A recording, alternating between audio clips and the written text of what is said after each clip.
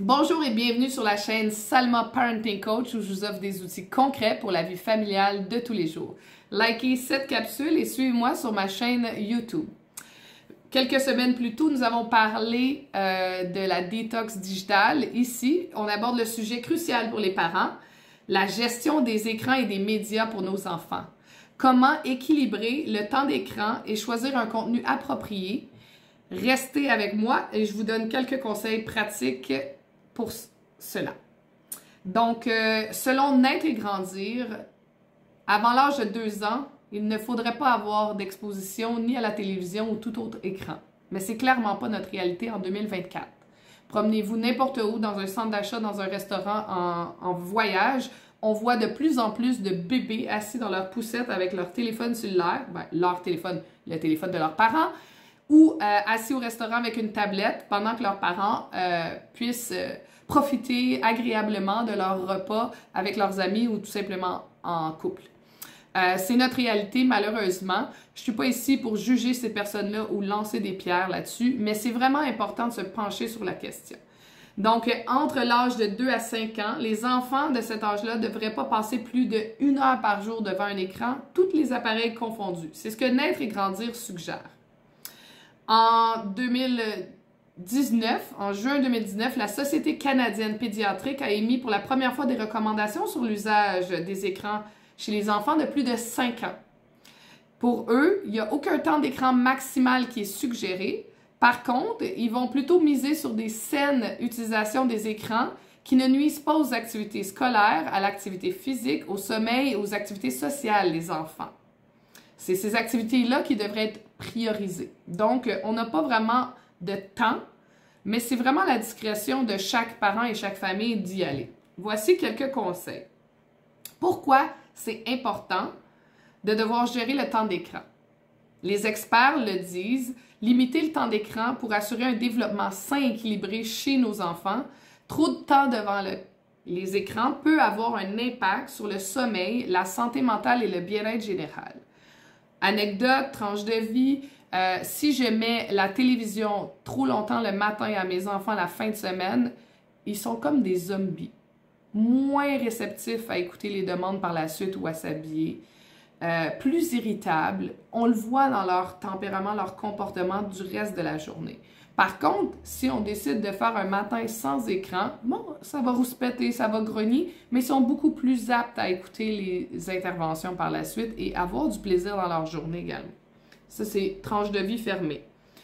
Établissez des limites de temps claires. C'est important que les enfants sachent quand ils peuvent avoir de la télévision ou des jeux vidéo. Je donne un exemple. Dans certaines familles, il n'y a pas du tout de télévision dans la semaine d'école du lundi au jeudi. Pour d'autres, il va y avoir 1 heure, 30 minutes, 20 minutes avant l'heure du coucher. Ça dépend de chaque famille. Certaines familles vont le donner juste la fin de semaine, le matin, pour permettre aux parents de récupérer puis vouloir dormir et faire la grasse matinée. Pour d'autres, ça va être plus en après-midi. Puis il y en a des familles qui n'ont même pas ce problème-là. Ils n'ont pas de télévision, pas d'écran. Ça arrive encore. La moyenne est faible, mais ça arrive encore. Je connais des familles qui n'ont pas de télévision à la maison. Donc, ça va permettre aux enfants de savoir à quoi s'attendre. C'est quoi, nous, nos règles dans notre famille du temps de jeux vidéo, de tablettes ou de télévision. Choix du contenu approprié. Un autre conseil, c'est important d'avoir un contrôle parental pour bloquer ou filtrer les contenus inappropriés. Tout dépendamment de l'âge de certains enfants, bon, il y a accès à Internet, on a YouTube, là, les enfants sont de plus en plus sur TikTok. J'ai vu passer Messenger Kids qui commence à apparaître. Les enfants de mes amis sont sur Messenger Kids et ils peuvent interagir avec moi. Je suis ma tante, Salma. Donc, on peut échanger par ces moyens de communication.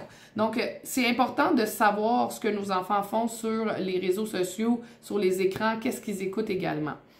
Optez pour des contenus éducatifs, des jeux interactifs et des applications qui vont vraiment stimuler leur développement et leur créativité. Donc, c'est beau de faire du temps de télé ou de jeu, mais soyez conscients de sur quoi ils vont.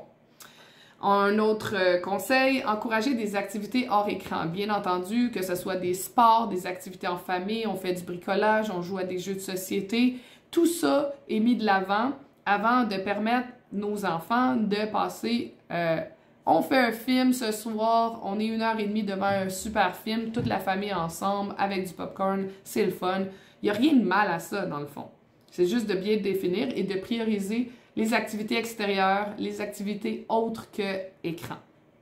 Et en conclusion, en résumé, la gestion des écrans et des médias des enfants, c'est vraiment crucial. Portez-y attention. Faites un peu l'analyse de ce que vous faites actuellement dans votre famille. Calculez et voyez si, pour vous, ça continue à faire du sens ou si vous devriez modifier certaines choses dans votre famille. C'est important aussi d'inclure les enfants dans ce consensus-là. C'est pas du jour au lendemain, finalement, t'écoutes 3 heures de télé à tous les jours. Je pense qu'on devrait couper, mais on va pas t'en parler avant. Donc, c'est important d'inclure les enfants puis d'en discuter du pourquoi on va faire des changements ou des modifications.